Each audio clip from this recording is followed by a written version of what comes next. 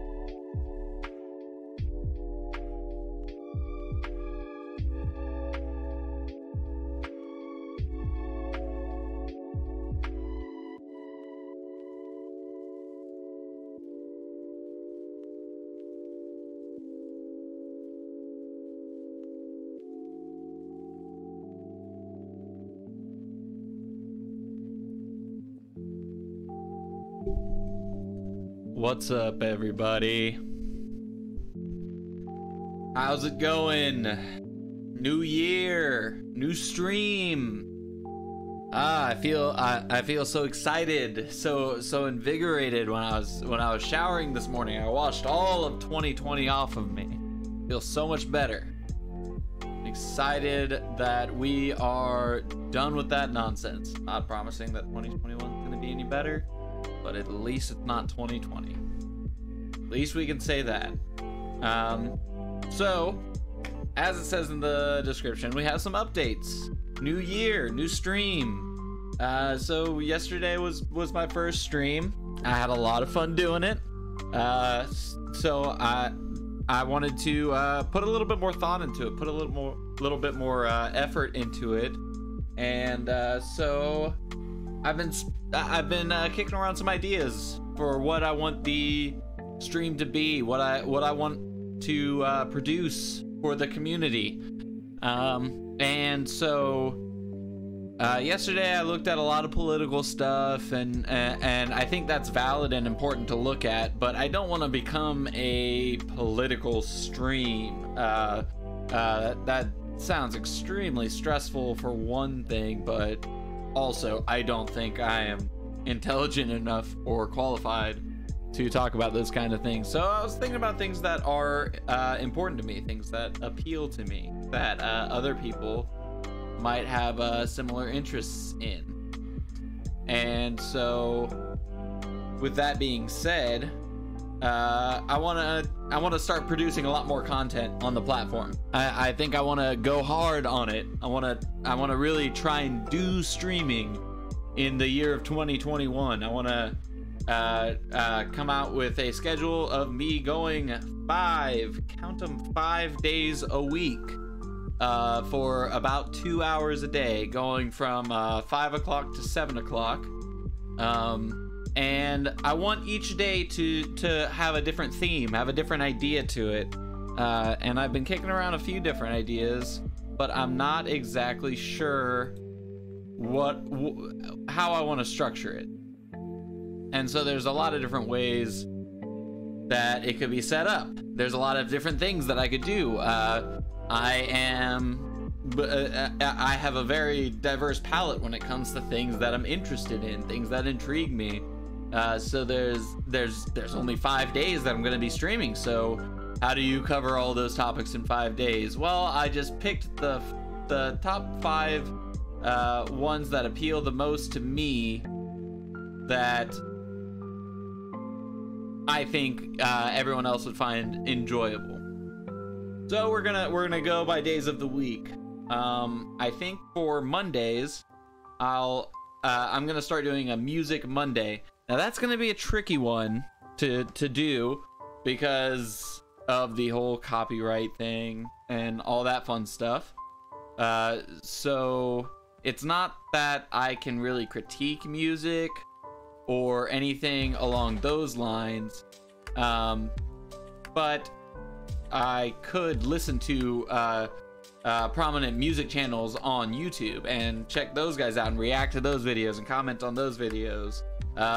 Some people that pop out to me are the 2 music channels that we checked out yesterday, as well as Adam Neely would be a good one to watch that I regularly frequent.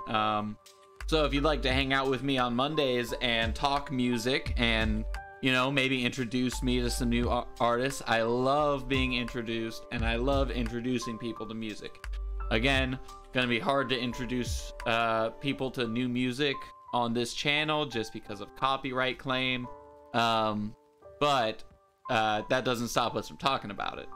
And then also there's other things we could do around music. As you see behind me, I have a plethora of instruments, a few of which I can play kind of okay. But yeah, I was in a band. We had an album recorded.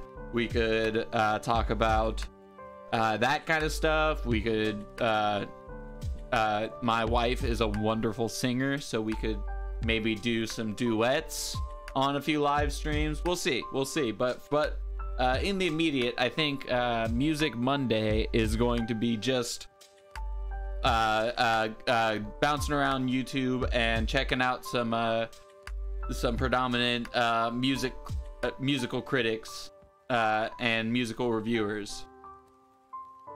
So then Tuesdays I'm not gonna be streaming. My wife usually has Tuesdays off, so I will be taking the day off with her. I think it's very important to spend time together in a relationship, or at least that's what I have to say, because my wife might watch this. No, but honestly, we do like to spend time together, so Tuesday not gonna be streaming. Wednesday, what did I have down for Wednesday? One moment, I'm looking, just shuffling some stuff around on the OBS here.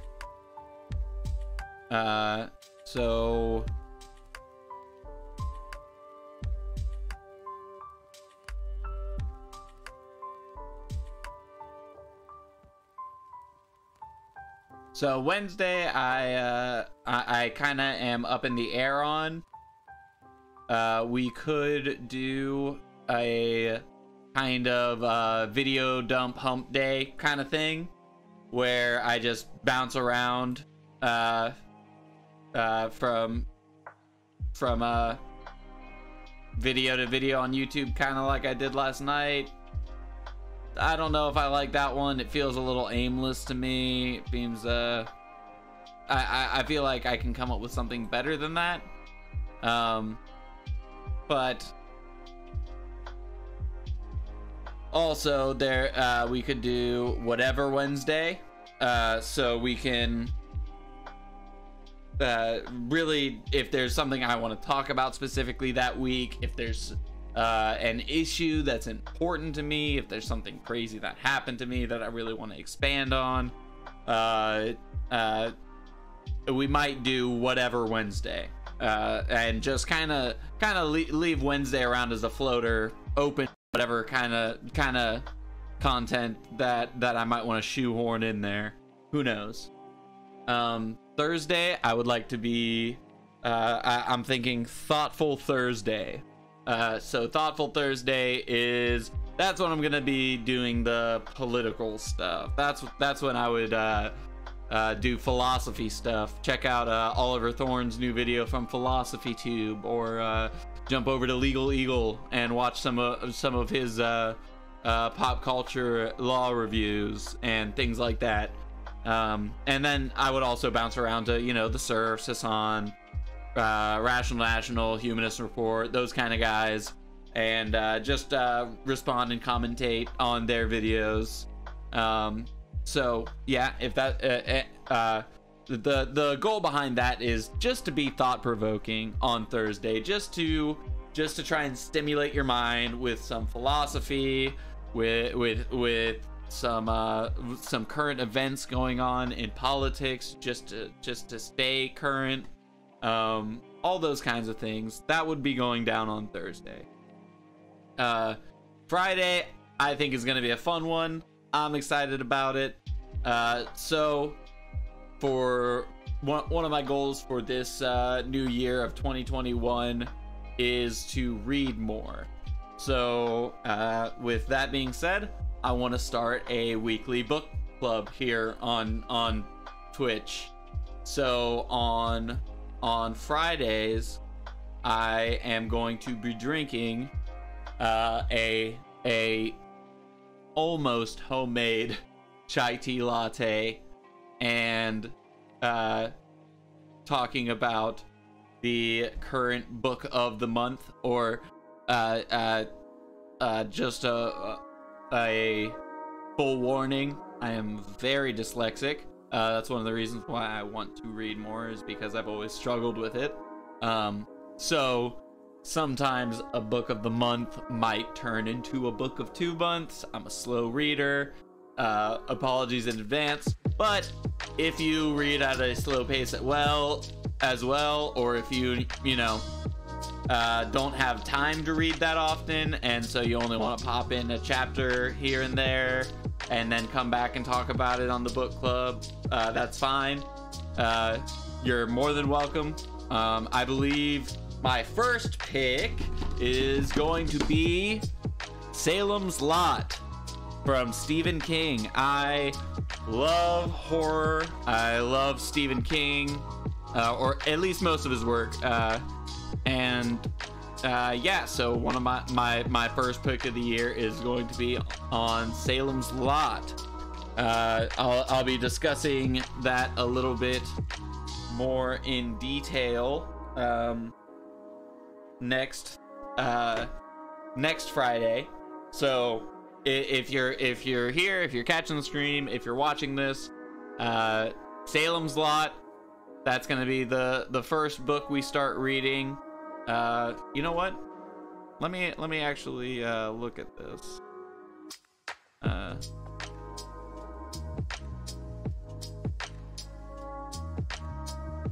with me for one moment. I just want to see how many pages that book has in it and how many chapters, and maybe I can set a reasonable expectation just in case anyone does happen to catch this before next Friday. I can let you know about how far I will be in the book.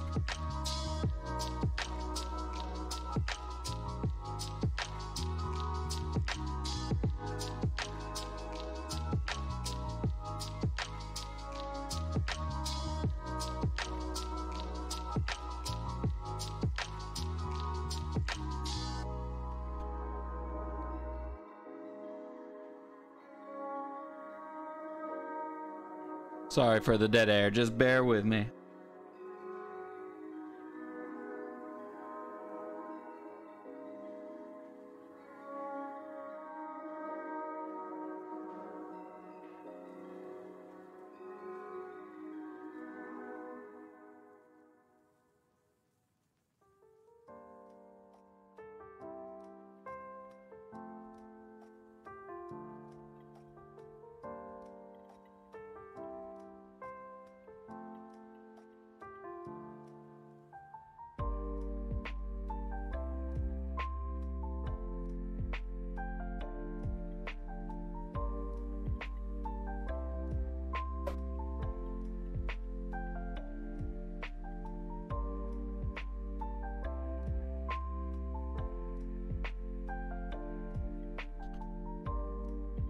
So it looks like it is 470 pages.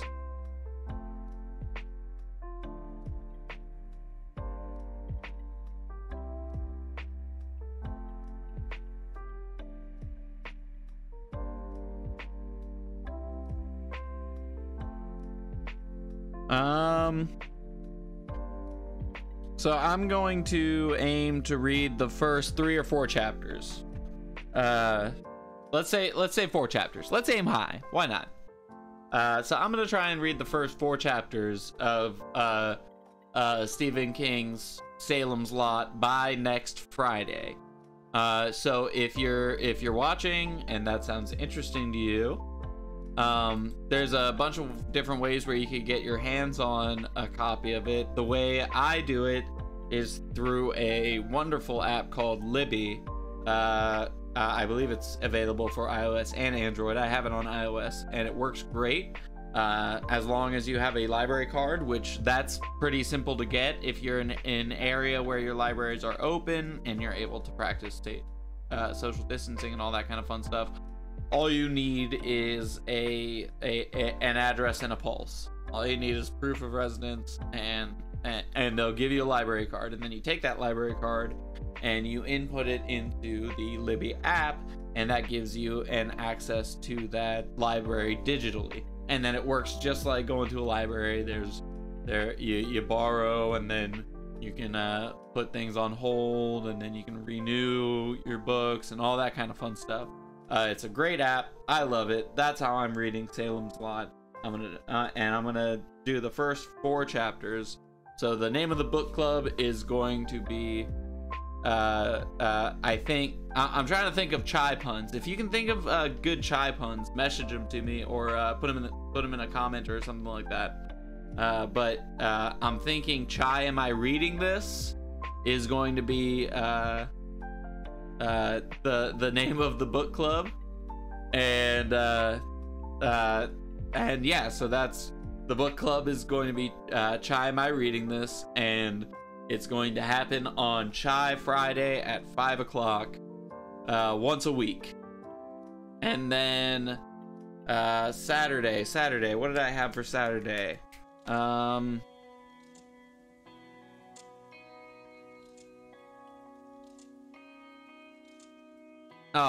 Bear with me for one moment. I know I have it written down somewhere. I'll be right back.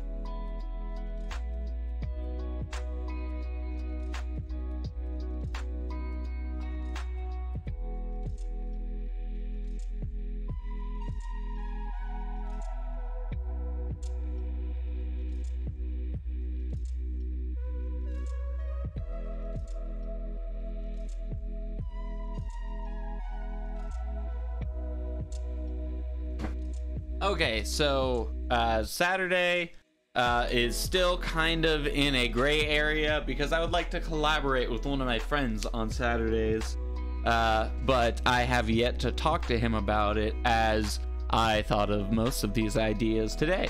So I'm gonna talk with him and see if he's available on Saturdays, and see if he would be interested in jumping on stream with me once a week. And so if he is not game for that, then we'll figure out something else to do past that. But yeah, so that's gonna be my streaming schedule. So if any of that sounds interesting to you, please join me on any of those. Again, that's Music Monday, not streaming on Tuesdays. Whatever Wednesdays, where it's literally whatever I want. Thoughtful Thursdays, where we cover philosophy, science, politics, history, all that kind of fun stuff. Chai Fridays, where we have the book club. Again, we're reading Salem's Lot up to chapter 4. Up through chapter 4, I should say. So we are reading chapter 4 as well. And then Saturday, we might be having my friend join me. Tentatively, it's still up in the air, so that's undetermined. So that's all of the announcements for this stream. So what I would like to do, since it is Chai Friday, the first one of the year, I am going to run and make a chai latte really quickly. It only takes me 3 or 4 minutes, and then we are going to come back and we are going to do some discussions around the Salem's Lot book with Stephen King. We're gonna look it up on Wikipedia, do some deep dives into it, and yeah, get our palate nice and wet for some scary vampires written by one of the most prolific authors of our generation. All right. Well, I will be right back.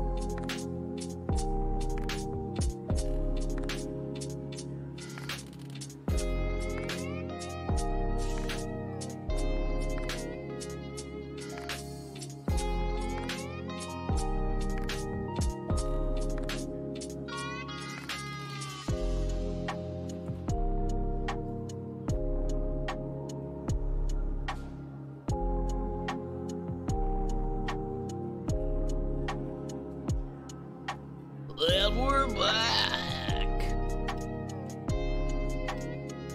Okay, cool. Also, excuse me. Take a sip of my iced chai tea latte. I love these things.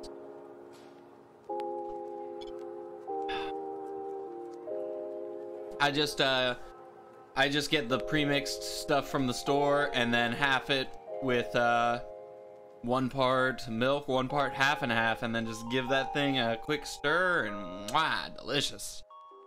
Man, I am going to become a huge fan of my own Chai Fridays.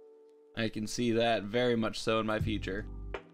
So before we move on, I would like to just say a quick thank you to Lo-Fi Geek. I'm already subscribed, but if you're not subscribed, go over there and subscribe. And he's got more songs on Spotify.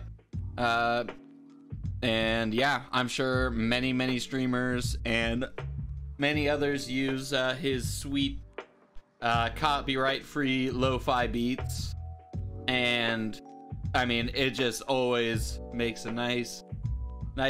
It's just such a perfect tone setter for a stream. Just nice and mellow. I love it. So go like and subscribe to them. So that being said, moving on. So we're gonna be talking a little bit about Salem's Lot today.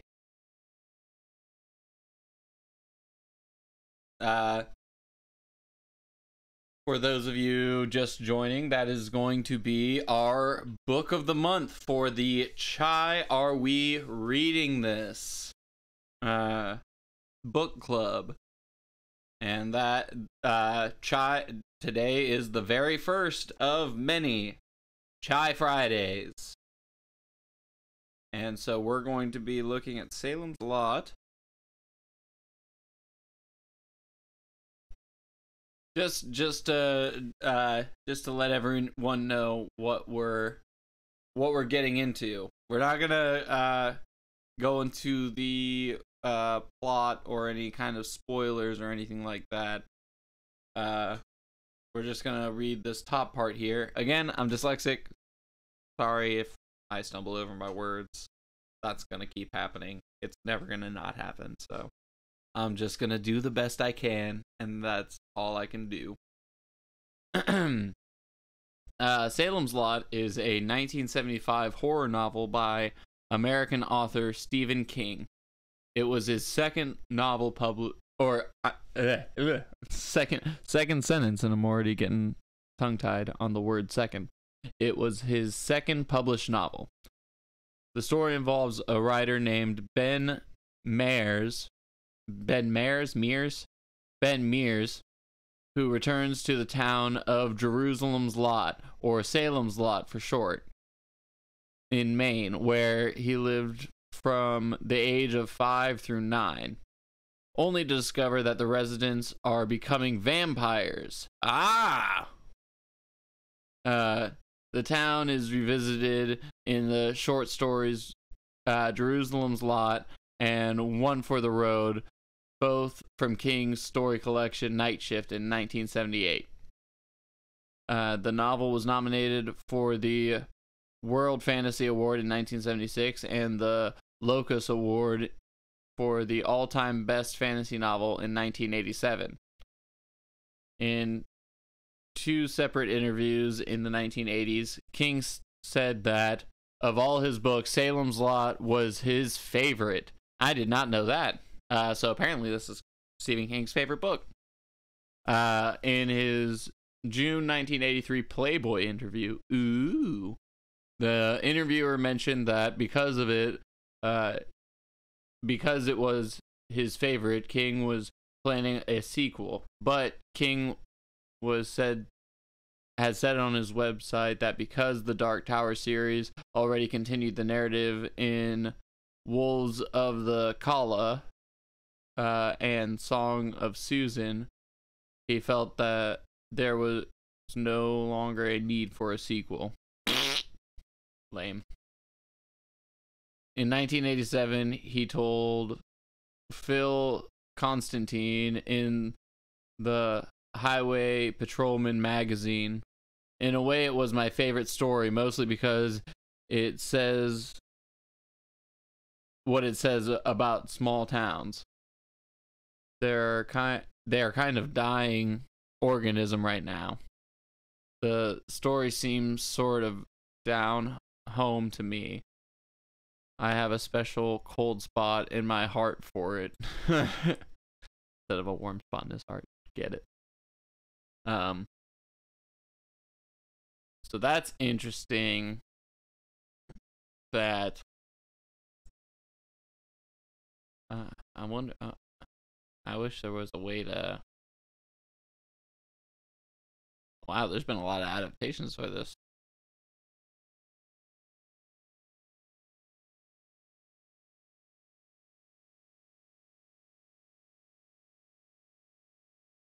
Oh snap! They confirmed a director on an adaptation last April. Interesting.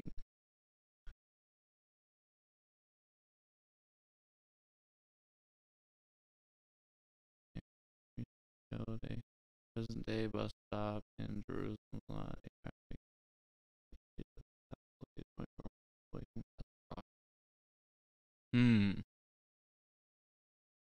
All right, so let's see what else we can find out about this this book we're diving into.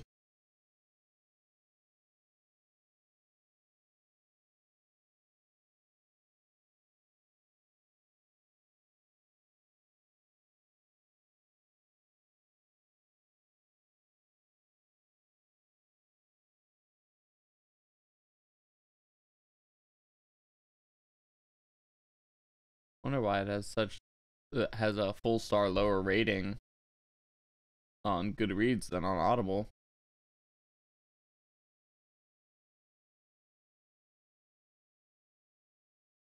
Salem's Lot summary. Let's see if we can find a spoiler-free summary.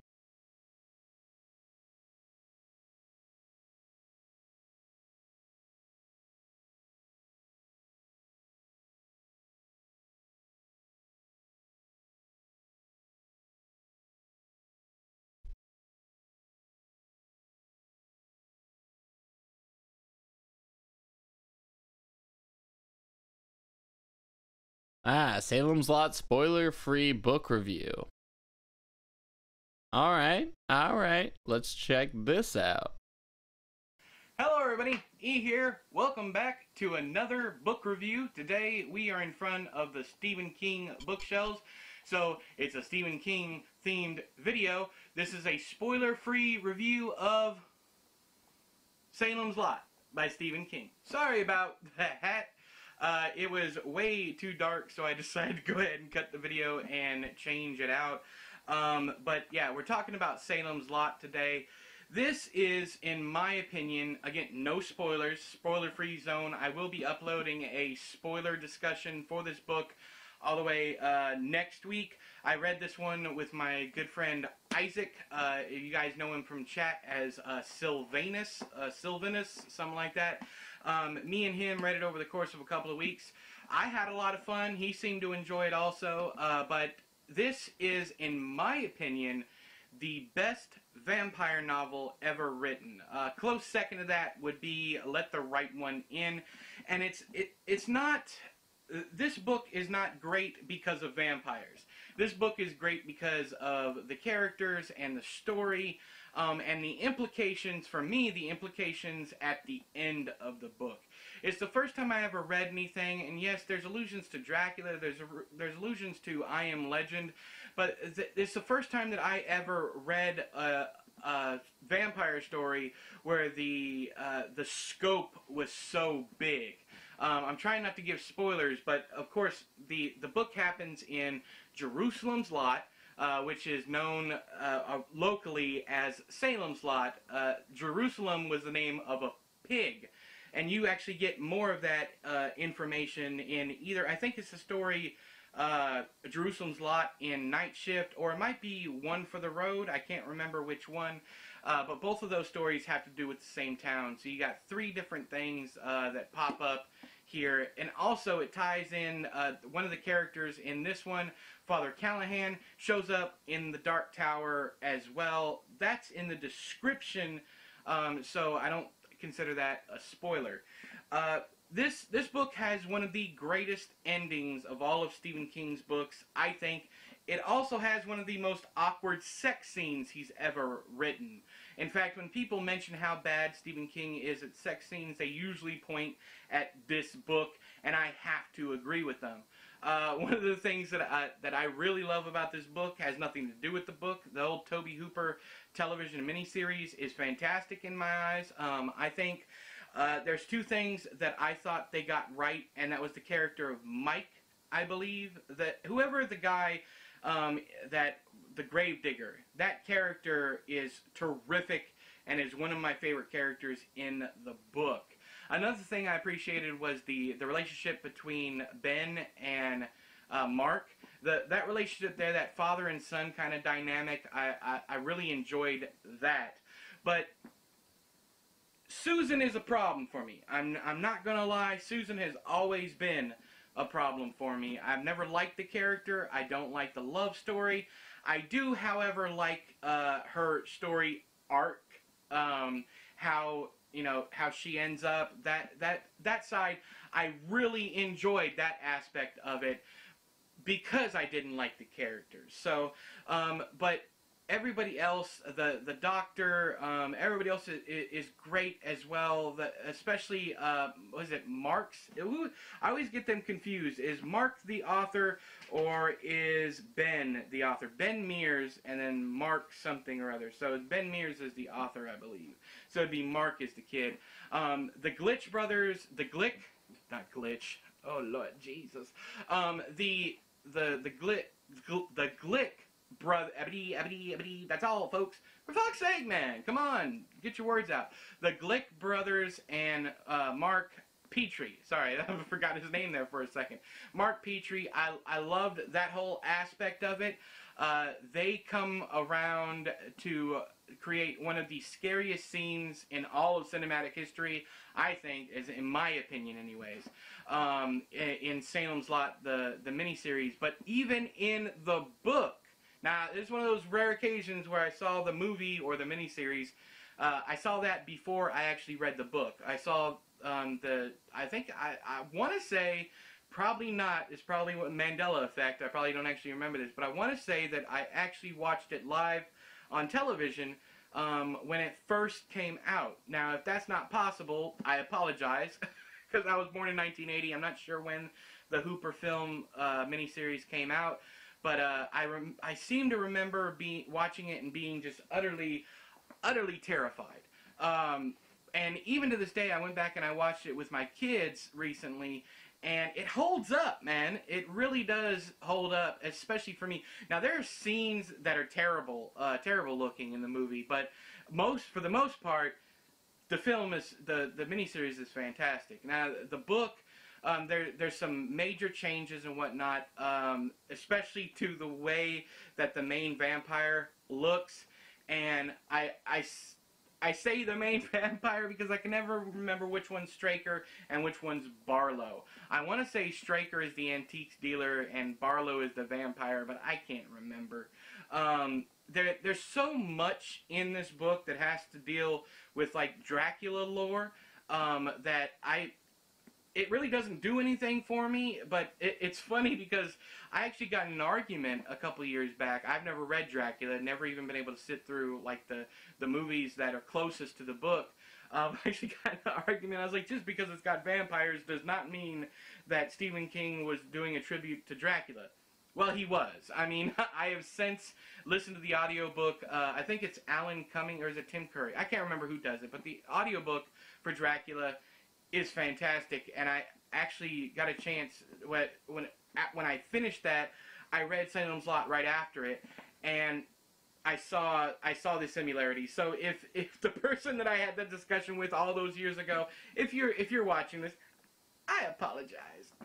I'm sorry. Anyways, but I never realized how many points. It's like ticking off a checklist kind of deal that King does, going through, how Barlow, I'm pretty sure Barlow gets there, having the Renfield character, having the Mina character, having the Jonathan Harker or Harkin, I can't remember, the Jonathan character. All these characters mirror characters from Dracula, and it's not really a parody or satire or whatever, but it also doesn't feel like a ripoff.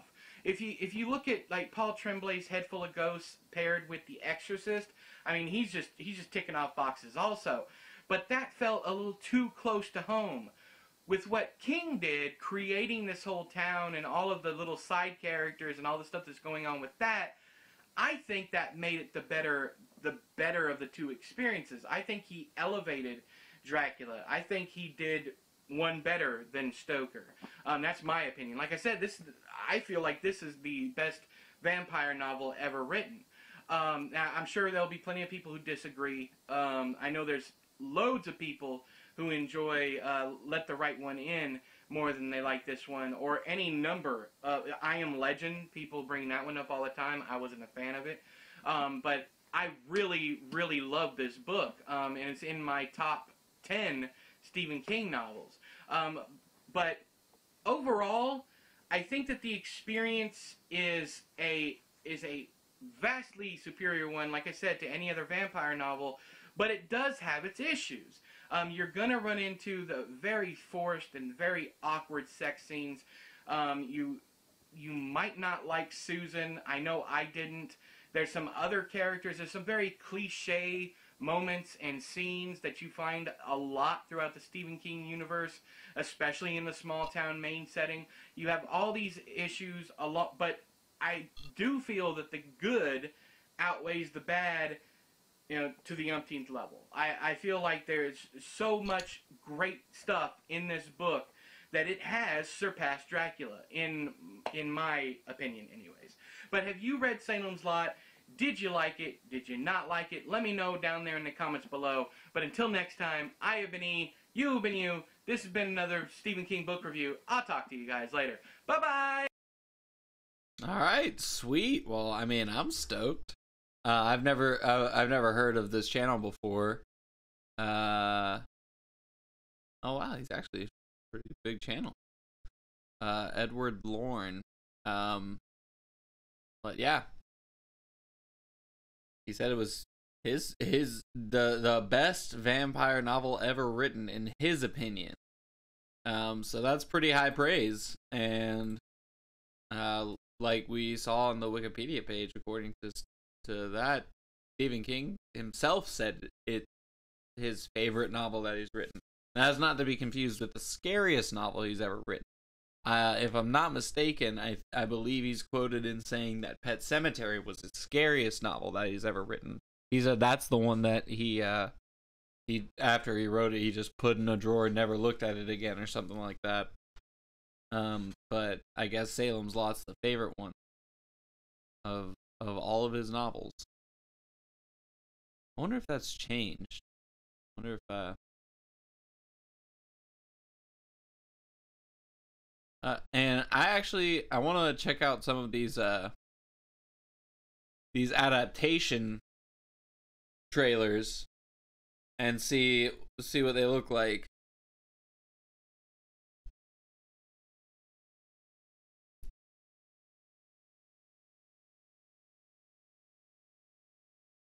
So this is the 79 one, I believe.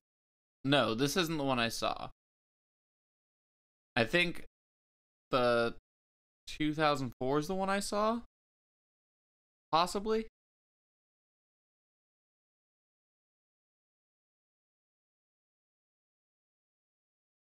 It's the one where what's his name plays the lead vampire.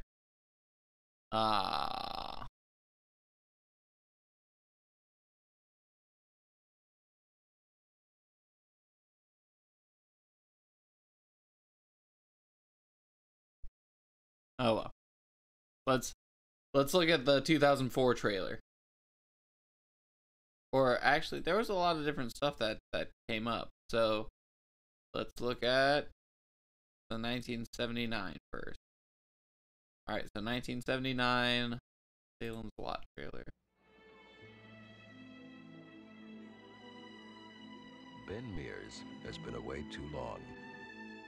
And now at last, he's come home. The men fought at Valley Forge. Daddy, come back safe. Home to the childhood memories, to the old familiar faces, to a life unmolested by time. And with your saints, let him rejoice in your presence forever. We ask it through Christ our Lord, amen. Home to Salem's Lot, a town too good to be true. What was that? Did you happen to notice the time when the boys left? We shouldn't have gone through the woods. It's a shortcut. Well, they should have been here half an hour ago. Wait! Danny, wait! Something is happening. Something terrible. Henry! Where's Ralphie? Ralph. Where's your brother?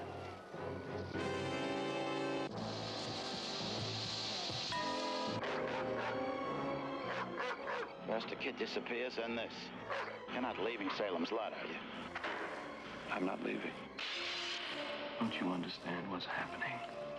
You? Yes, I do. It's in the Marston house. Good evening. I dreamed. You slept there all night? Yeah. A little tired. Didn't sleep much last night. I was dreaming. Somebody out there. Sweet dreams. I let him in.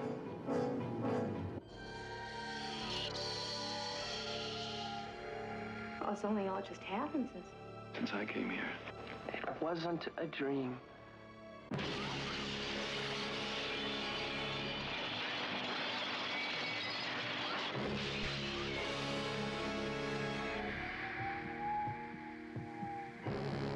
Man, this. Oh! Stop, holy man! Whoa! You can do nothing against the master. The master. So I guess he does have like human lemmings and stuff like that. But yeah, check out that vampire in 79. It's got a very, very Nosferatu vibe to him. That's pretty cool. Stop, holy man! You can do nothing against the master. They're breeding on one another. The vampires are creating vampires. The master wants you. It's a geometric progression. 2 times 2 times 4 times 8. There's a dead man upstairs. Bill! Yea, though I walk through the valley of the shadow of death, I will fear no evil. Look at me. Ned Tibbetts' body has disappeared from the morgue. Thy rod and thy staff, they comfort me. Bill!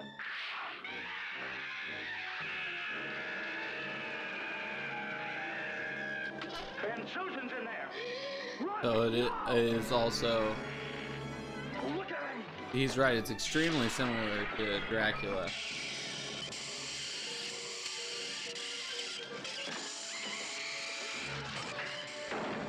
Stephen King, the best-selling author of Carrie and The Shining, takes you on a startling journey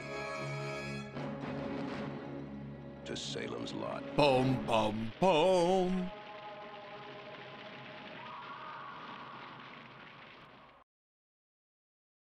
Stephen King takes you on a startling journey.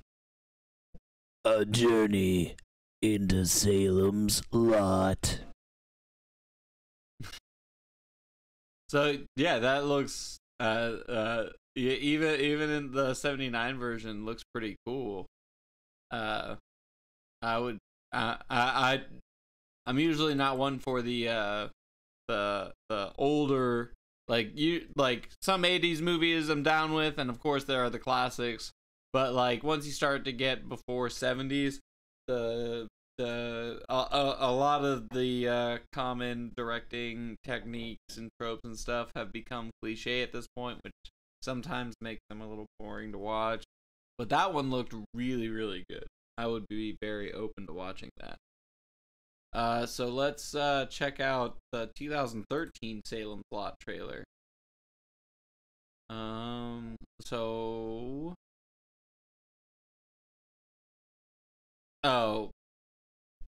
I don't know why it's called the Salem's Lot trailer, because I think it's talking about the 2013 Rob Zombie movie, Lords of Salem. So let's check out the 2004 trailer from Salem's Lot, or rather the Salem's Lot trailer from 2004.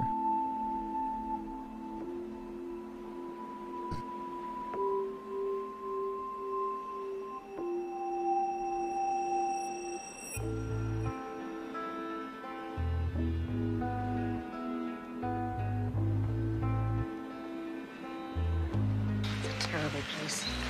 Looking down on this town like a dark idol. Ben, the whole town's talking. The house. It's like a curse. So the house is a beacon Rob for Lowe evil looking men. like he hasn't aged a day in 16 years. It's so dark. Calm down, boy. I know your name! I admire you. Calm down for Yeah. Barlow! This town's dying. I think I watched this one like right after it came out, and I was pretty young, so I don't remember a lot of the details. That's why Barlow came here. Floyd. Yeah, I think I watched it. I watched parts of it on Floyd. TV when it first aired. He must have had second thoughts. I hear he tried to stop the bleeding. It's terrible. He drank his own blood. Mark, open the window. Mark. Open the window, Mark.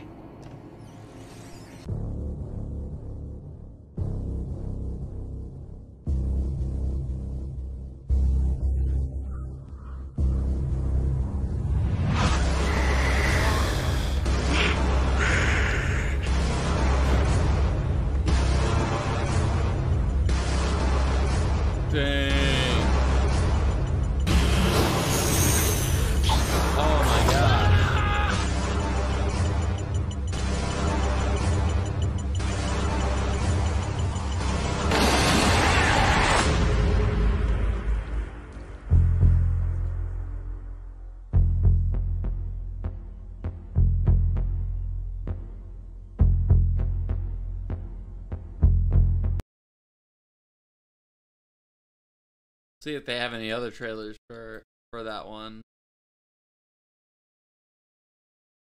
For the 2004 miniseries.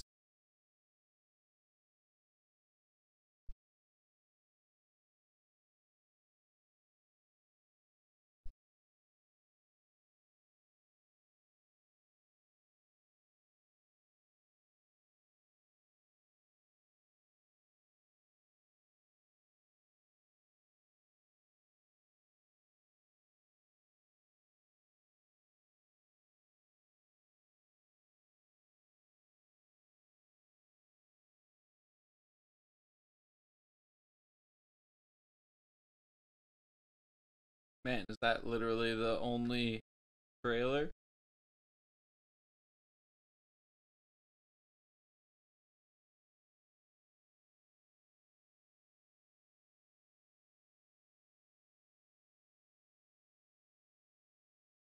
All right. Let's see if we can find some more book reviews that are spoiler free.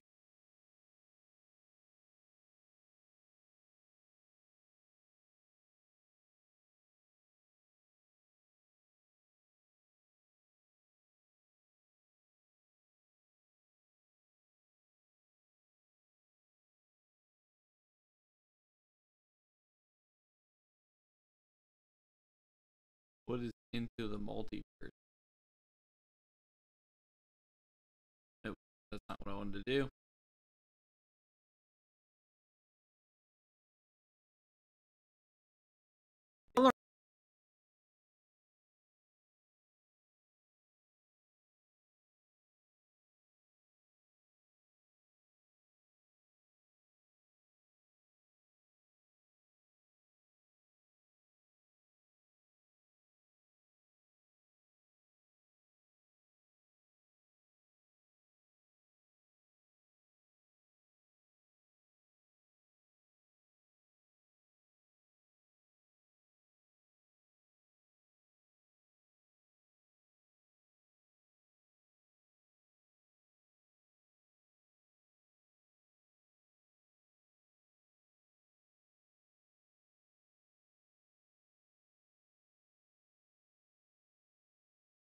Do you remember when you were back in high school and you want to check out the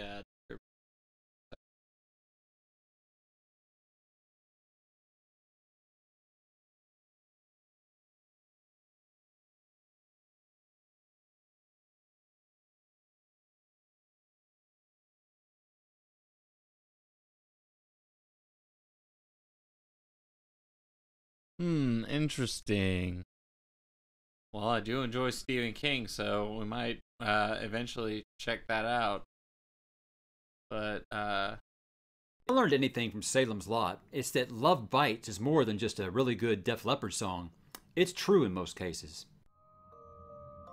All right. The basis of all human fears. A closed door, slightly ajar. If a fear cannot be articulated, it cannot be conquered. Small towns have long memories and pass their horrors down ceremonially from generation to generation. The town kept its secrets, and the Marston house brooded over it like a ruined king.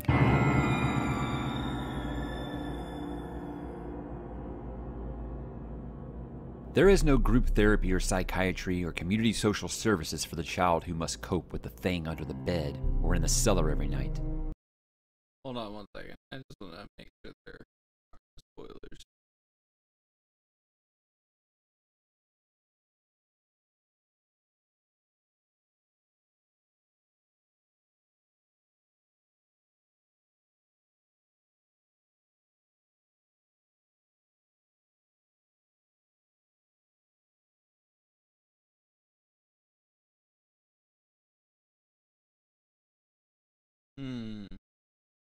I'm worried this is gonna have spoilers in it, so I wanna avoid the spoilers.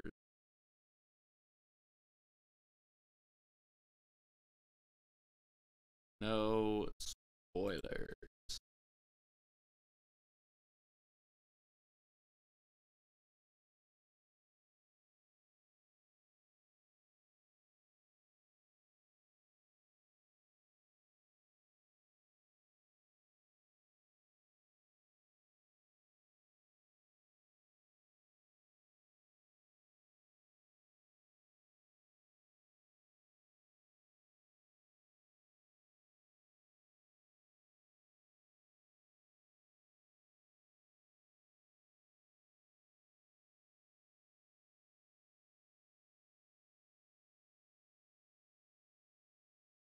All right, spoiler-free book review. There's one here. Let's check this one out. What's the name of this channel? Hey guys, welcome to our spoilers review of Salem's Lot, a book that surprised the hell out of both of us. Okay, so last summer, before the It movie came out, I decided that I was going to read It by Stephen King, and it is like over 1,000 pages. It took me 4 months. I carried that book around with me everywhere. When I finally finished the book, I went through separation anxiety. And so when I suggested we read Salem's Lot, I was just like, man, I am in this for the long haul. Gotta read this pretty early because it's gonna take a lot of time. I did it in 2.5 days. I mean, I took a little longer. I had a bit of more interrupted reading, but like it wasn't difficult by any means. There was no point where I was like, oh, this is a slog. I've never read Stephen King before. I've apparently read very little from like the 1950s to the 1990s. So I was actually super surprised about how much I liked it. I've always been kind of like, Stephen King, is he as good as everybody says he is? The answer is yes. So Salem's Lot is surprising because it's very much old school vampire. All of the rules, like can't go into the house without being invited, don't see the reflection in the mirror. And it's funny enough, the vampire is very susceptible to the Catholic, you know, signs of the cross, holy wafers, communion, God. And that's where that Bram Stoker Dracula thing comes in. The Kindle, the Libby app version that I have on my phone for the novel, I read the intro to it, and Stephen King says in there how because it was a second novel, he wrote it when he was in his early 20s, he was very high on himself, and this movie was kind of like he saw it as his Moby Dick as far as a novel standpoint goes, and he wanted to take the classic Bram Stoker and combine it with the detective graphic novels that he read when he was a kid in the late 50s and early 60s, and wanted to incorporate those two together. And it sounds like it turned out to be a wonderful novel that is now his favorite, and I can't remember the name of the channel that we were just looking at, but that guy's favorite vampire book too. So seems like these guys like it as well.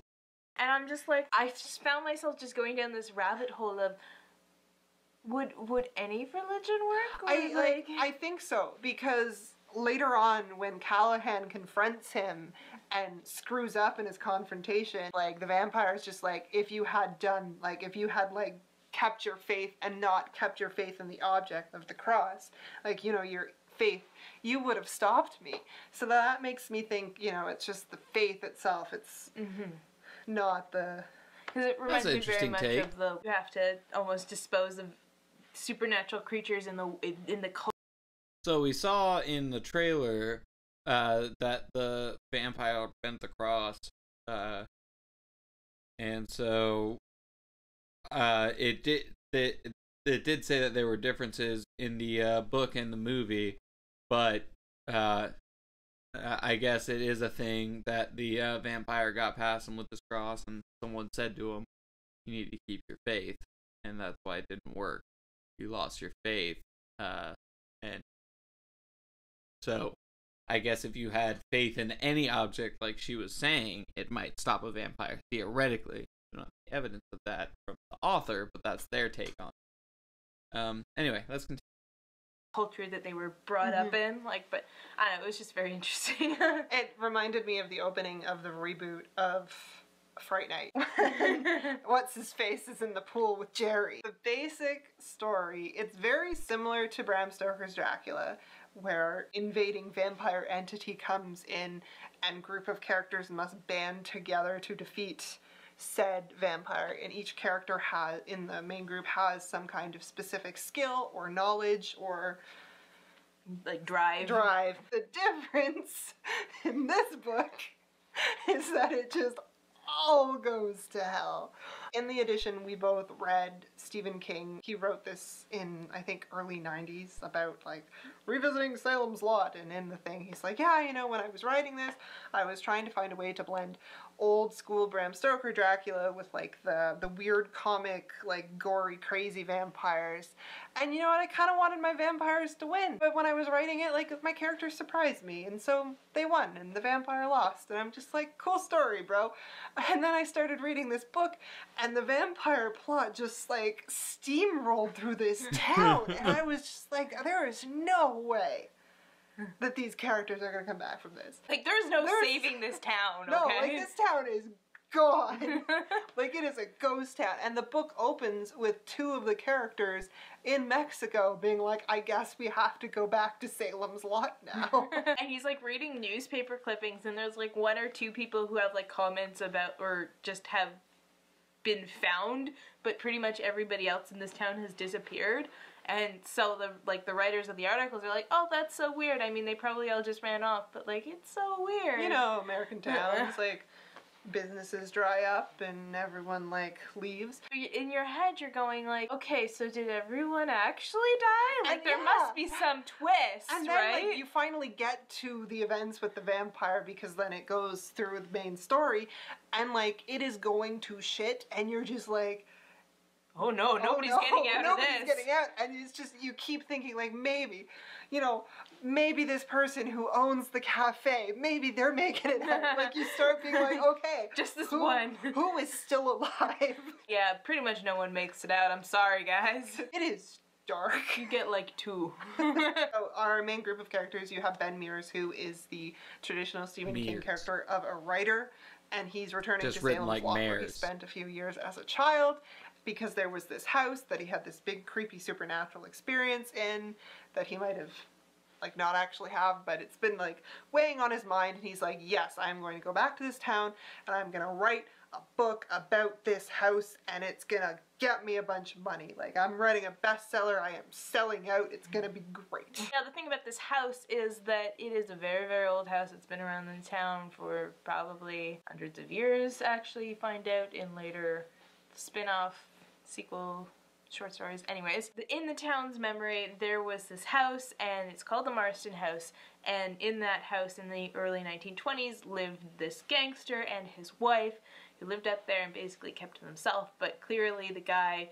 you know, was into some dirty shit back where he lived. Yeah, everybody's like, oh yeah, he worked like, he had a shipping company, but you find out he was a hitman. Yeah, killed a lot of people. Yeah. On top of that, in the time when they were living up there, a couple of children disappeared. Is it connected to him? Is it not? Who knows? It's implied that he was doing satanic rituals, but like, what was the purpose of them? No one ever tells you. And like, one day he just kills his wife and hangs himself. And people are like, what the hell? It becomes this kind of blotch on the town, just like a site of evil, and everybody just kind of ignores it. The house goes to shambles, nobody lives there, it just kind of sits there watching down on the town, and at the very beginning of the book, there's a quote from Shirley Jackson's The Haunting of Hill House, and The Haunting of Hill House kind of really, like, inspired this book in an unexpected way.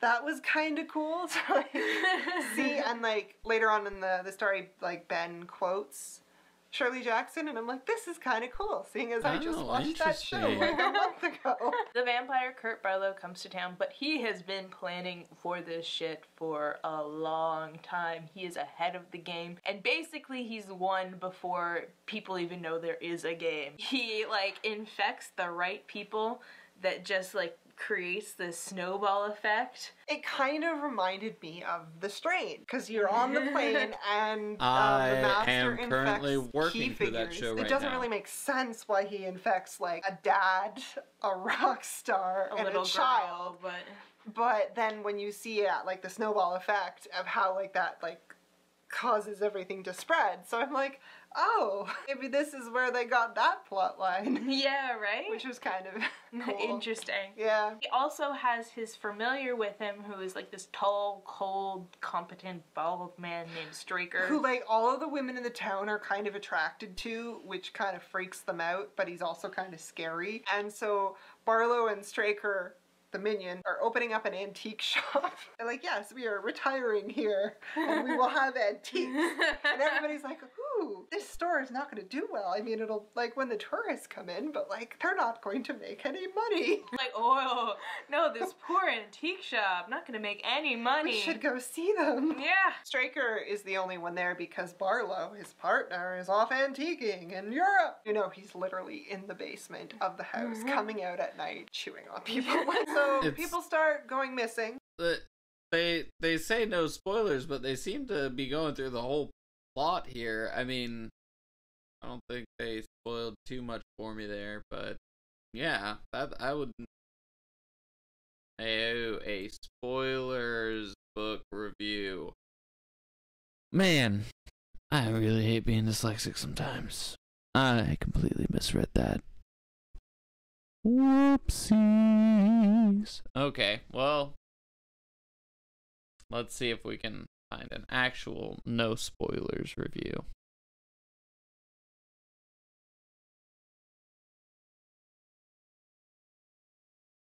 All right. Let's check out this spoiler-free review. Are you scared? Spoiler-free. Not scared enough, because we're going to be talking You about dumb Stephen dummy. King's Me. Salem's Lot. As by way of introduction, I am Brian Lee Durfee, author of the Forgetting Hold on, Moon I'm sorry. Are you scared? Oh my God. Not scared enough, because we're going to be talking about Stephen King's Salem's Lot. He had to have noticed that he was holding the book upside down when he went back and watched this footage to upload it. It's literally in the first few frames. There's no way he didn't see that. Why didn't you reshoot the intro? Oh my goodness. Oh, this poor guy. Hold on. I want to check out the comments really quick.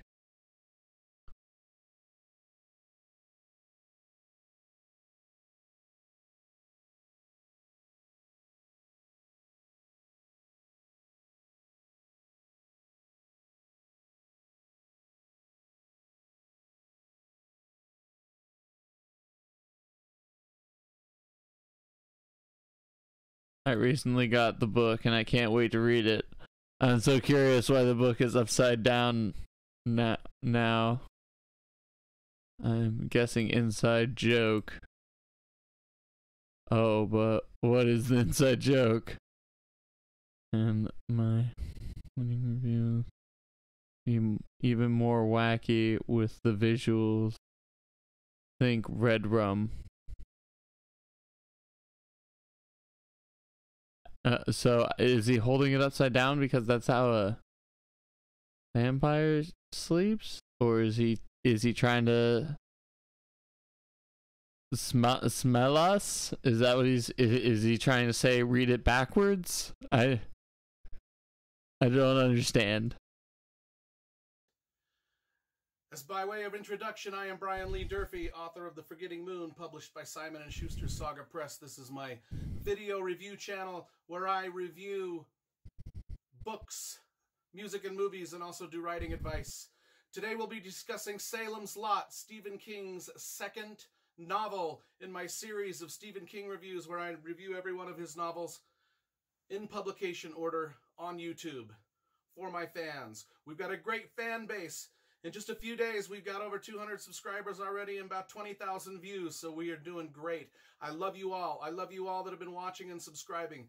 Please, please, please keep it up. Tell your friends. Tell everybody.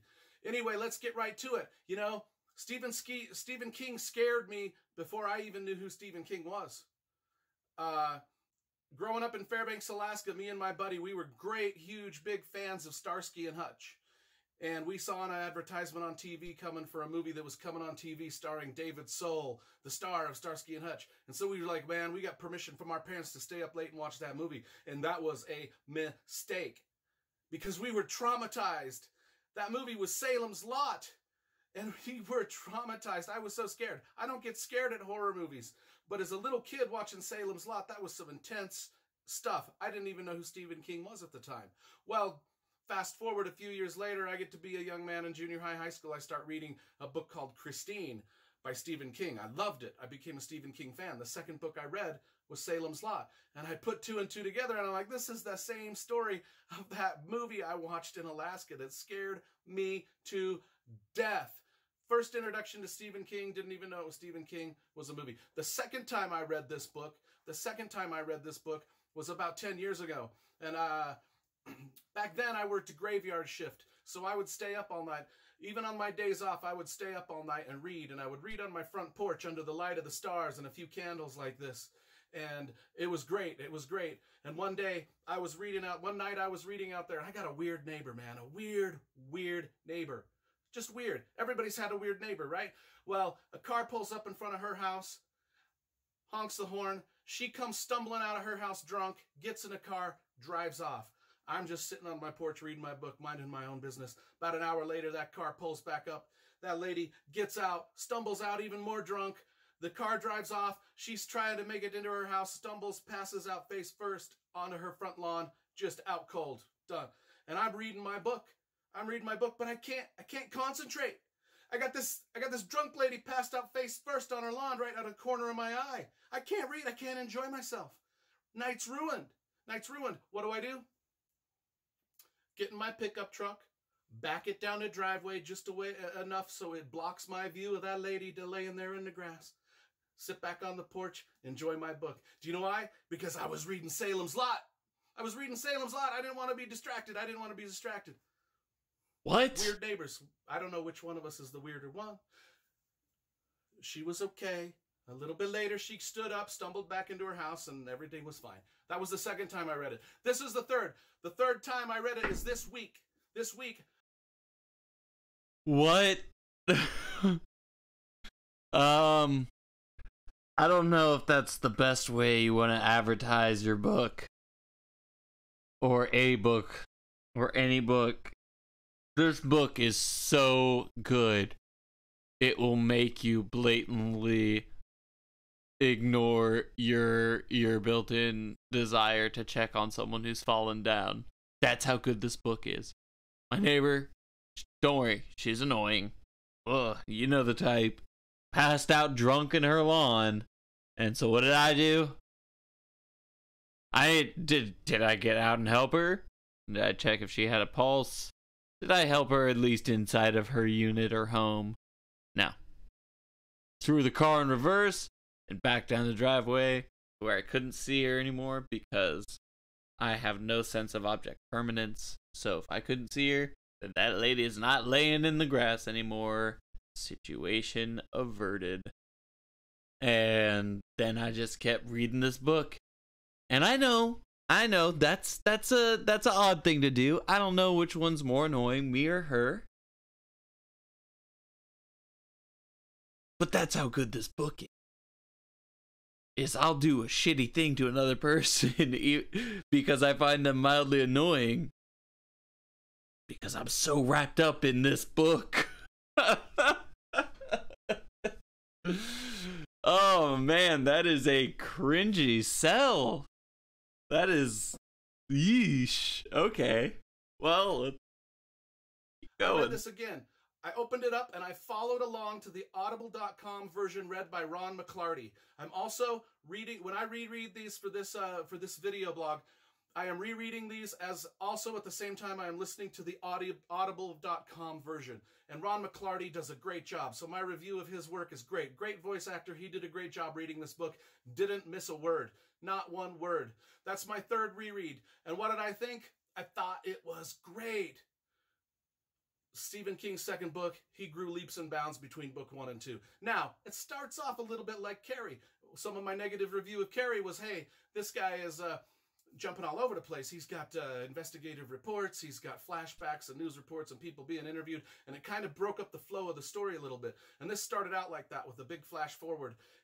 But Stephen King ditched that pretty early on and got right into the meat of the story, and it was great. It was great. He didn't waste time. Another thing that I liked about this book was the themes that kind of carry through all of Stephen King's later novels. You know, he kind of builds them. He kind of starts with them here. Some of those themes are like the small New England town with all the quirky characters.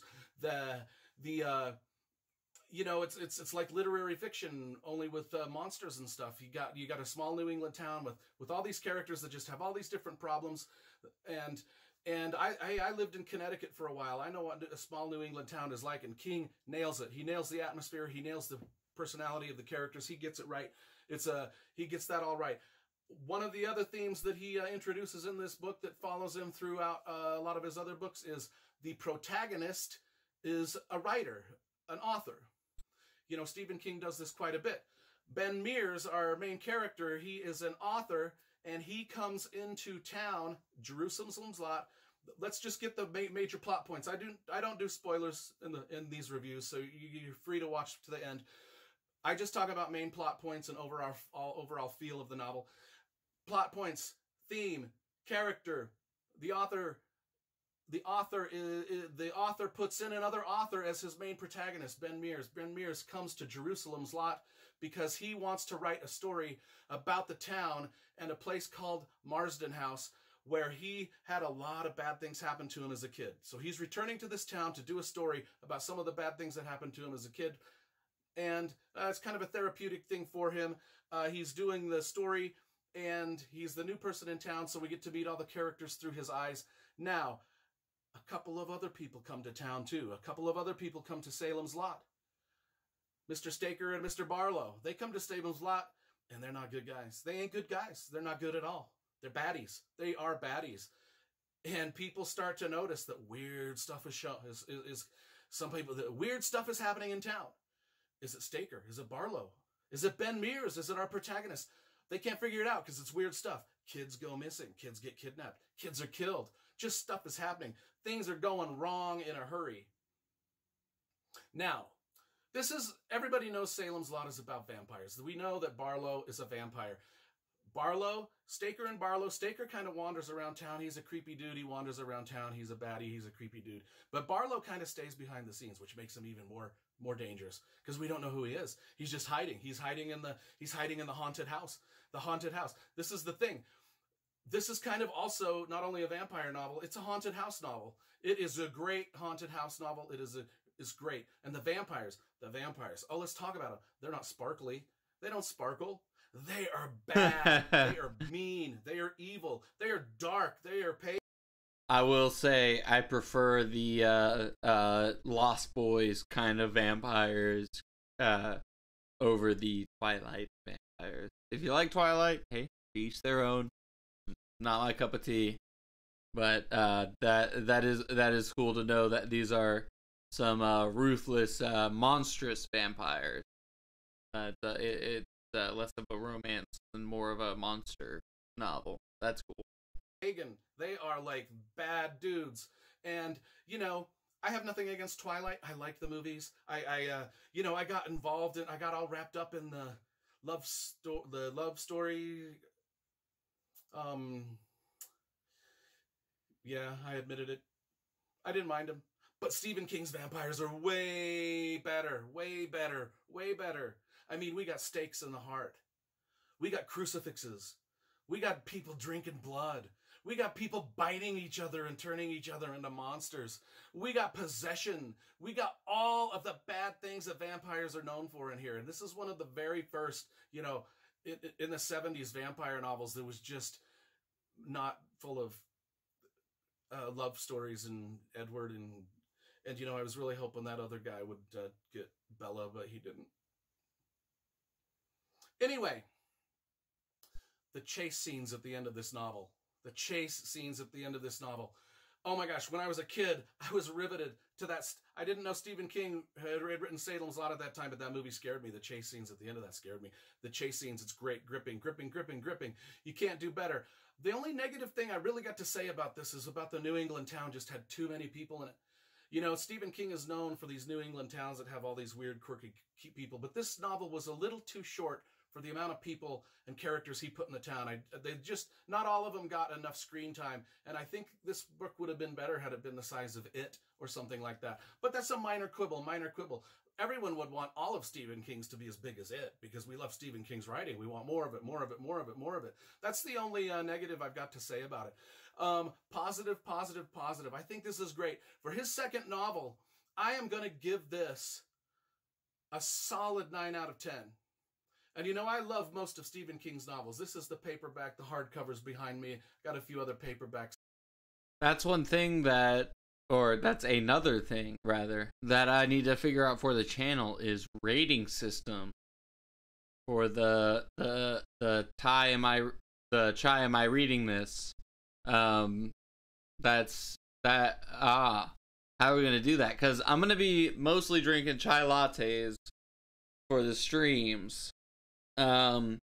So should we?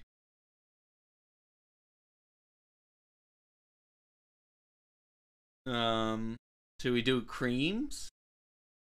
No, cream sounds weird. What about foams? Say the chai latte has no foam, and say it has extra foam if it's really good. What do you thoughts? I need to hear some more ideas I like the foam though. If a book's good, the Chai Am I Reading This Book Club gives it extra foam. I like that. But let's continue. And I got the Audible version. Everybody should get Everybody should get a paperback, hardcover, and an Audible version of all their books, including mine. Self-promotion over. I give this a solid 9 out of 10. It's way better than Carrie. I gave Carrie about a 6.5 out of 10. It was a good first novel. This is a smashing success for a second novel. You know, when this came out, people were wondering if Stephen King was just a one-hit wonder. Well, he proved he was not. And look at his career now. Oh my gosh. One of the greatest literary treasures on the planet. Another positive thing that I'm going to mention before I end this is there was a reference in this book to Jim Plunkett. If you don't know who Jim Plunkett is, let me tell you.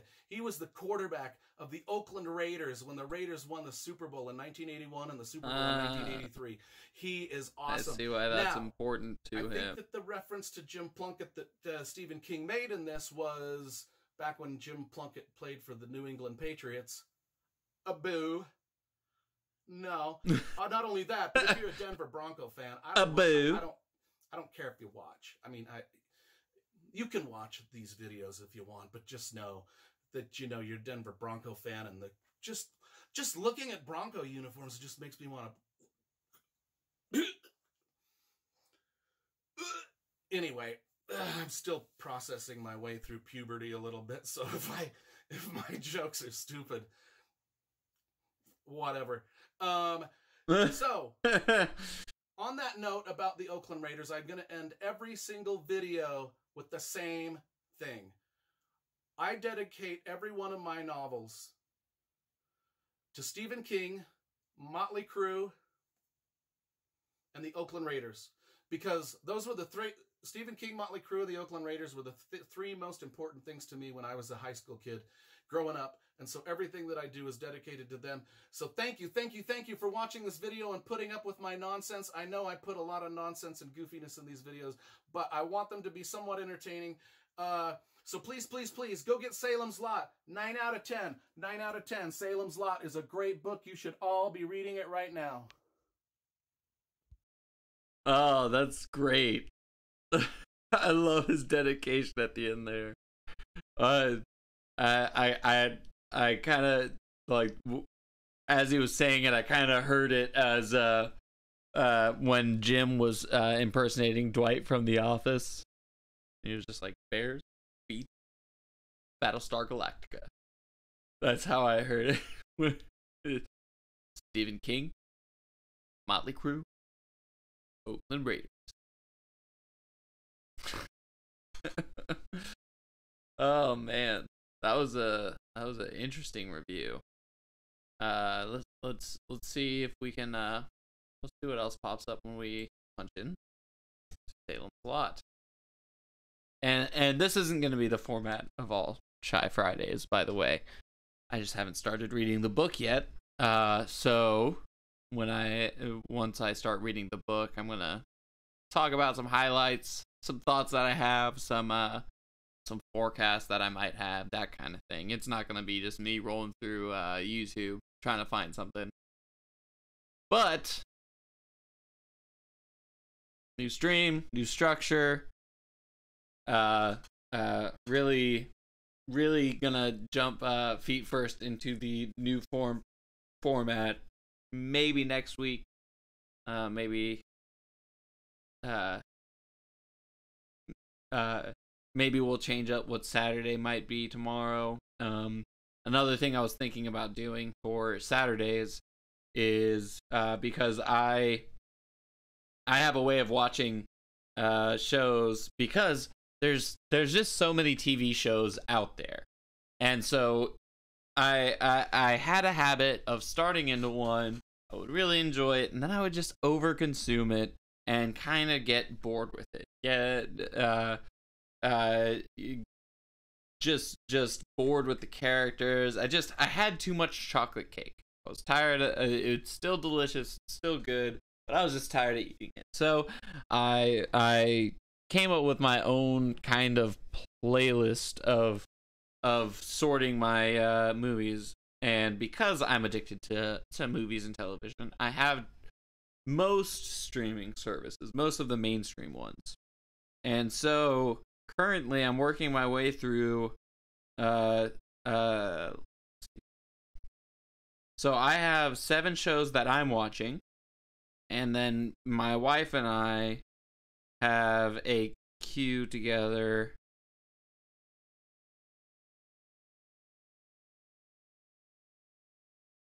that we're watching. And so let's look at me and my wife's queue. So we just have a shared notes list, and we try not to get the glare in there. So we have the list there, and it's 10 different shows, and then down at the bottom are shows that we would like to watch together. And so on this list we have Doom Patrol, which we just started on HBO Max, and man, talk about Brendan Fraser comeback. So far, I mean, we're only 2 episodes in, but man, is it good. And then Why It's an Ox Problem Areas on HBO Max. That's more of a comedy, educational, documentary style docu-series, if you will. And yeah, he just covers random problems plaguing America. And it's really, really good, really, really informative, really, really funny. Highly recommend it. Another one we're watching is Man in the High Castle. That is a great show. It's a drama based in the 1960s, I think it is. And it's set in a universe where America and where the Axis powers won World War II.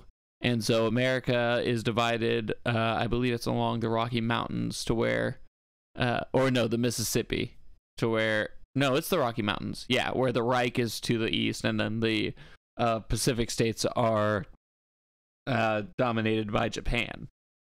And it's just a phenomenally written show.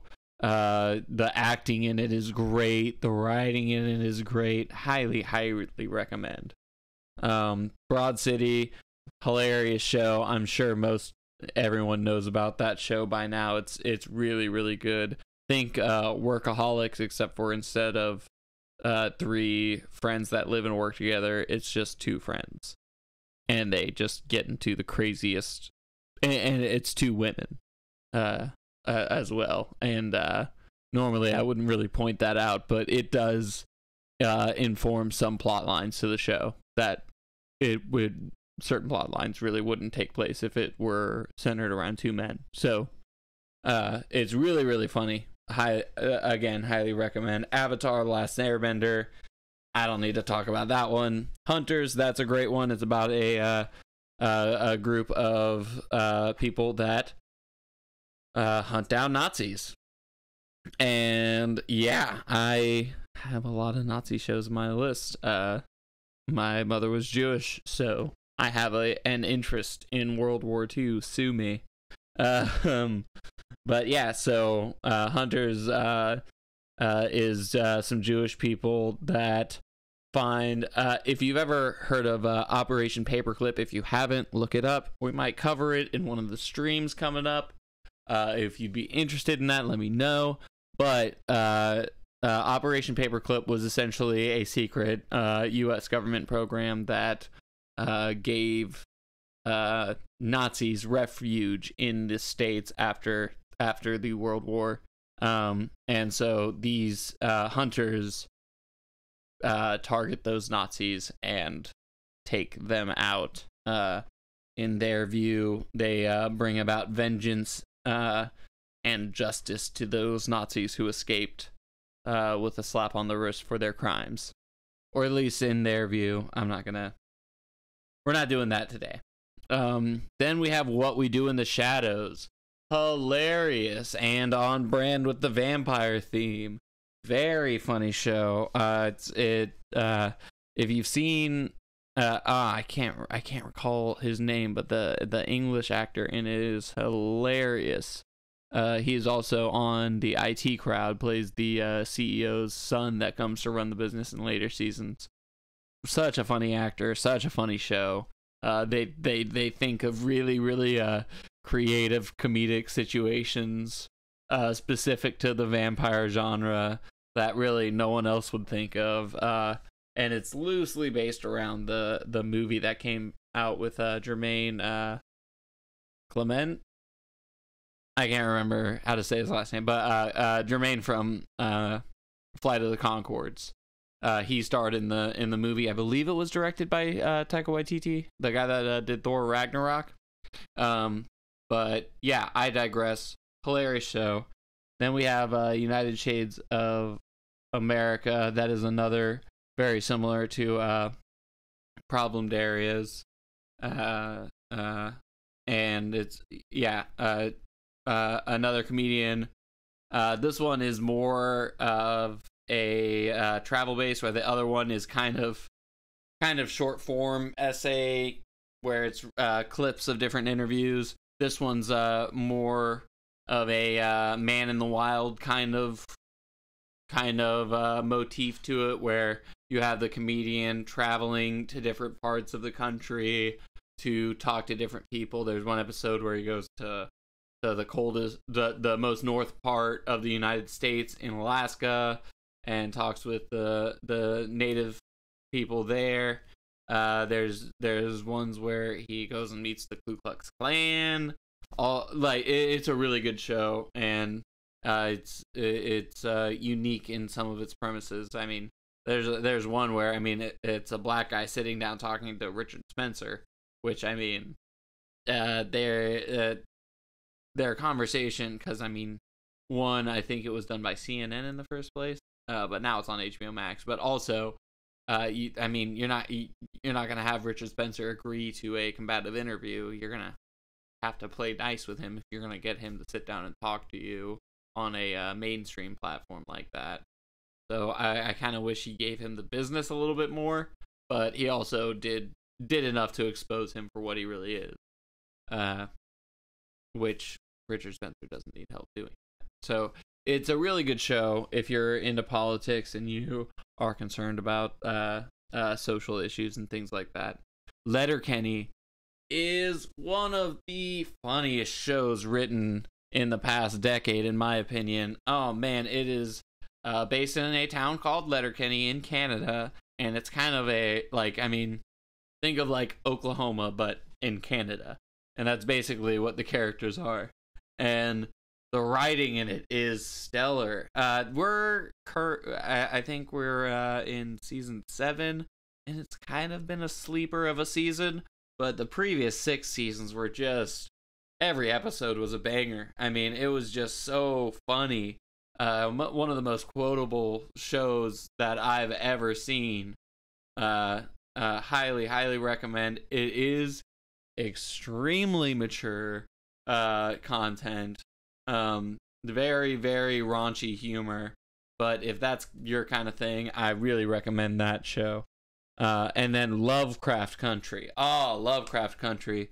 So I really enjoy just about anything Jordan Peele touches. I mean, I was a fan of him on Mad TV, on Key and Peele.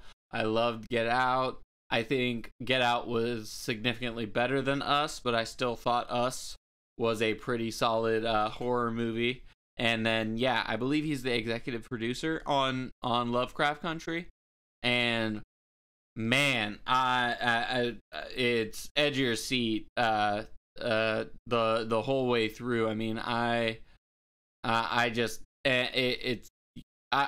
watch a lot of movies and TV shows, so usually I can kind of feel out a plot and sort of guess the general direction that the story's going to go before it goes there. But that's a show that really keeps me guessing on what they're going to do with the plot and what they're going to do with their world and what kind of things they're going to allow to be their laws of physics is going to be, basically what boundaries of our reality they're going to push in the show. I'm sorry, in the show. Yes, it's so good. So those are all the shows that I'm watching with my wife right now. And then personally, I'm going through Preacher, which is a show developed and created by Seth Rogen, I believe. And it's based on the old comic books and graphic novels by the same name. And it's really good. Basically, the Preacher gets a power to where he can... I don't know how he controls it, but he basically flexes his windpipes and he can tell people to do whatever he wants them to do. And like, that has no limitation. Like, I won't tell you which character, so avoiding any spoilers, but he tells someone to go to hell and they straight up go to hell, and it's crazy. And I'm in the second season of that right now, and that's really good. The next one I'm watching is Silicon Valley. Love it. Thomas Middleditch, TJ Miller, controversies aside, trying to separate the art from the artist. It's a really good show. Kumail Nanjiani is one of my favorite comedians working today. It's basically a guy that starts has an algorithm in Silicon Valley, and he's basically fighting his way through capitalism to avoid having it stolen from him and avoid turning into what he hates. But I have a feeling that he's going to turn into what he hates, which I think the whole TV show is going to end up possibly being an indictment on capitalism itself. Just saying, like, how he started off not wanting to become this thing, and then just because that's how the machine works, like, that's the desired outcome, that's what he ends up being anyway. But we'll see how it plays out. I'm in the third season of that, and it's a great show.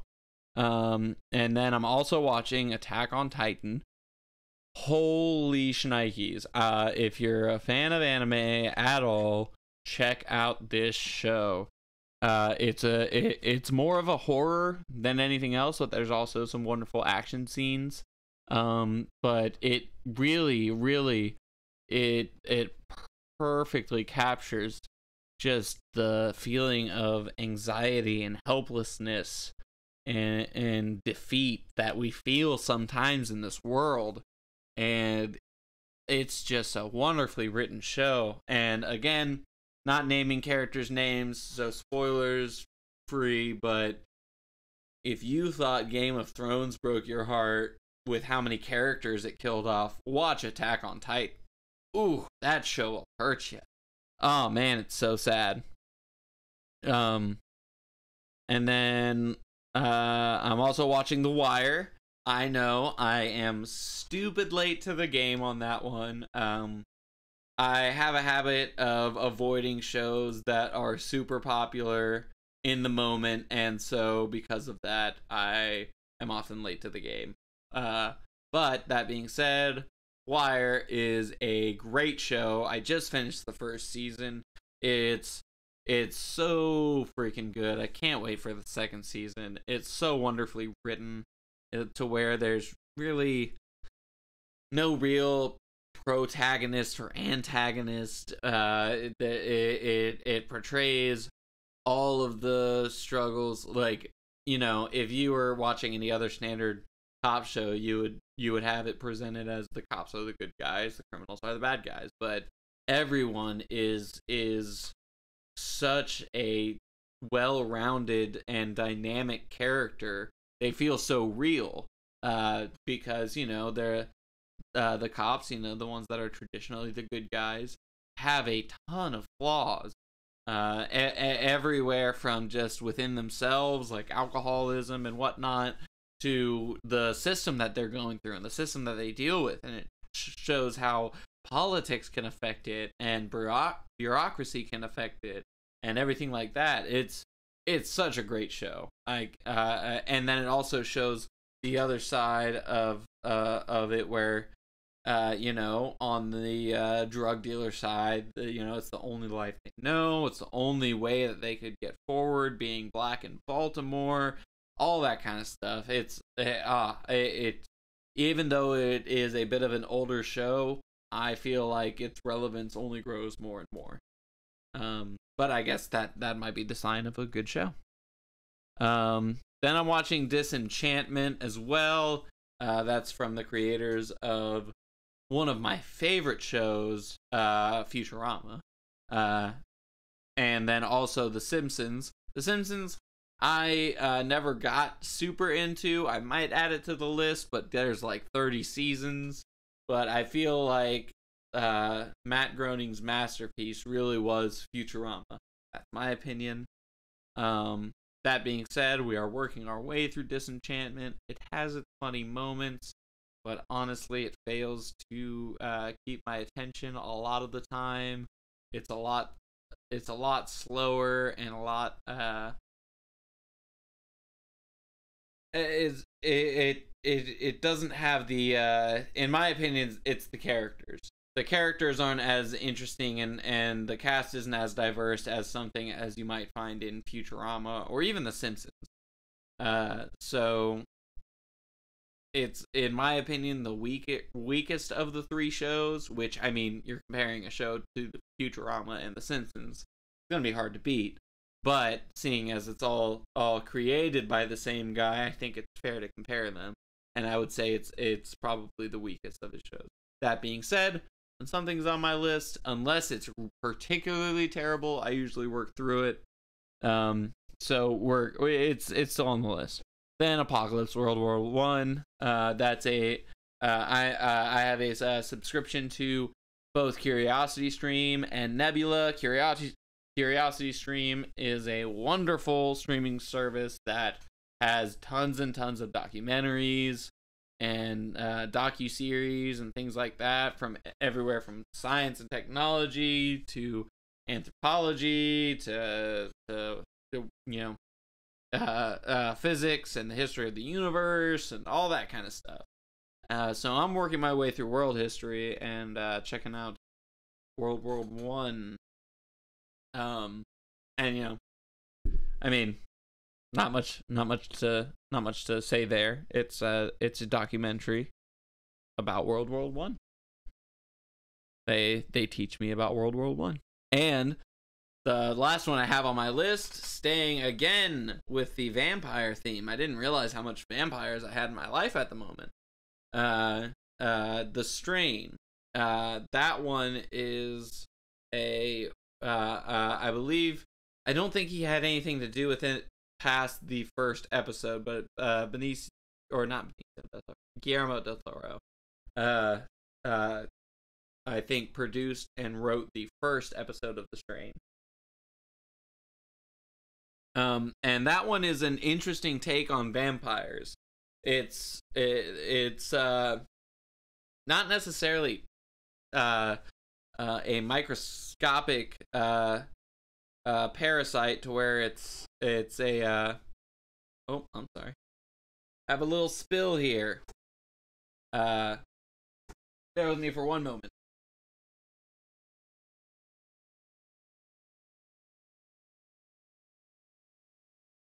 Clean that up. Must have been condensation that dripped down from my glass. We're all good though. First spill live on stream. All right. I wonder if there's a badge from Twitch for that. All right, cool. Where was I? We were talking about The Strain, right? So it's kind of it's very relevant to today because it treats it like a pandemic. It shows it through the lens of a biologist that works for the CDC in the show, and so it follows him as he documents how it spreads and all that kind of stuff, and then we do get some mystical elements and some behind the vampire's history and all that kind of stuff. It's pretty good so far. I really enjoy it, and I really like horror TV and movies. So that's one that I really like having as an anchor on my list. And then I have other movies that I have added to the list. Feel free to, TV shows. Feel free to suggest me TV shows that you think I might add to the list. And so with those lists gone through and discussed, what I might do is just do an update every Saturday on where I am on the list, discuss those shows, maybe give some reviews. So who knows, that could work if my friend isn't available on Saturdays to stream with me. So that could be something that we do. But anyway, so if that sounds interesting to you, let me know. And let's see, we've got about 10 more minutes left in the stream here, so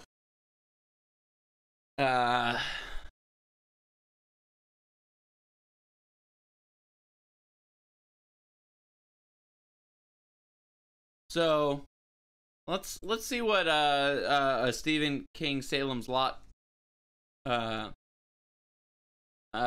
cover page says.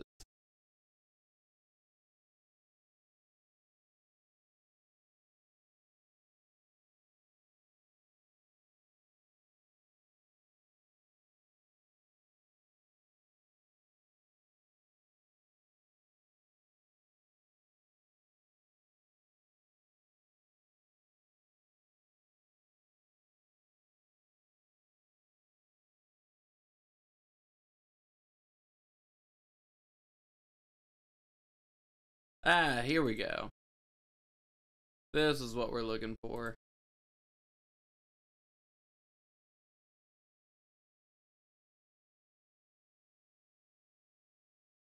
All right. So, just as a quick recap, this is the book we are reading for the new book club that I'm starting. The book club is Chai Am I Reading This? And it's going to be every Friday. It's going to be Chai Friday.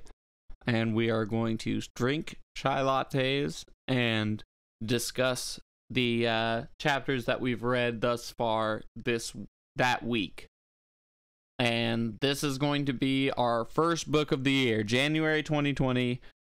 The book month is Stephen King Salem's Lot.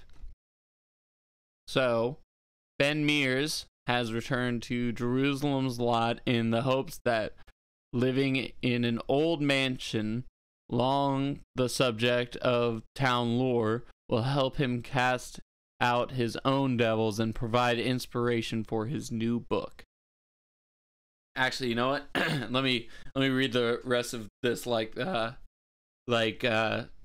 if my dyslexia doesn't trip me up, maybe I can read it like the 1979 voiceover for the commercial. But when two young boys venture into the woods and only one comes out alive, Mears begins to realize that there may be something sinister at work, and that his hometown is under siege by forces of darkness far beyond his control. This summer, Stephen King's Salem's Lot. www.stephenking.com, www.anchorbooks.com. So yeah, I'm stoked about reading this book. and I'll be even more excited to come back on next Chai Friday and discuss it with you. And just one more brief recap of what I've got in store for the channel. So we are going to have Music Mondays. That tentatively is going to be me going through my YouTube subscriptions, specifically music creators like Adam Neely, and people like that. Then Tuesdays I'm not going to be streaming. Wednesday is going to be Whatever Wednesday. That's going to be my floater day to talk about whatever I want to talk about that week. It could be, that one's going to be all over the place. Who knows? It's going to be whatever. So that's going to be Wednesdays. Thursdays, we are going to be doing Thoughtful Thursdays. That is when we are going to be trying to expand our minds, better ourselves, better each other. We'll be looking at philosophy videos. We'll be looking at what's going on in politics, both in the U.S. and around the world. We'll be looking into educational things. I might do some deep dives on some cool history things that I learned from watching the documentaries that I watch. What have you. That's going to be Thoughtful Thursdays. The purpose is just to be thoughtful, thought-provoking. Then Friday, again, Chai Friday. If you want to jump in and join the Chai Am I Reading This Book Club, go ahead and do it. I'm happy to have you. And then Saturday, I haven't come up with a clever name for that one yet. So Saturday, it may be me going through the current TV shows that I'm watching on various streaming services. It could be something I collaborate with one of my friends on. Saturday is still a gray area, but it is definite that I will be on Saturdays. And so Monday, Wednesday, Thursday, Friday, and Saturday, I will be on from 5 p.m. to 7 p.m. And I would be so excited if you chose to join me and come hang out with me. Come and join the stream. If any of those days sounds interesting to you, join for one of them. If all of those days sound interesting to you, join for all of them. I'd be happy to have you. I hope that all of you had a wonderful start to your 2021. I know there's a low bar because 2020 left a bad taste in all of our mouths, but it's over now, and it's a new year, and there's a lot of things about this year that you could easily be anxious and nervous about, a lot of scary things out there, but there's also a lot of potential and a lot of things that you can look forward to. So, with that said, take care of yourselves. I know I'm going to take care of me and mine. And yeah, you guys be safe out there. And we'll catch you tomorrow. Peace. Have a good night.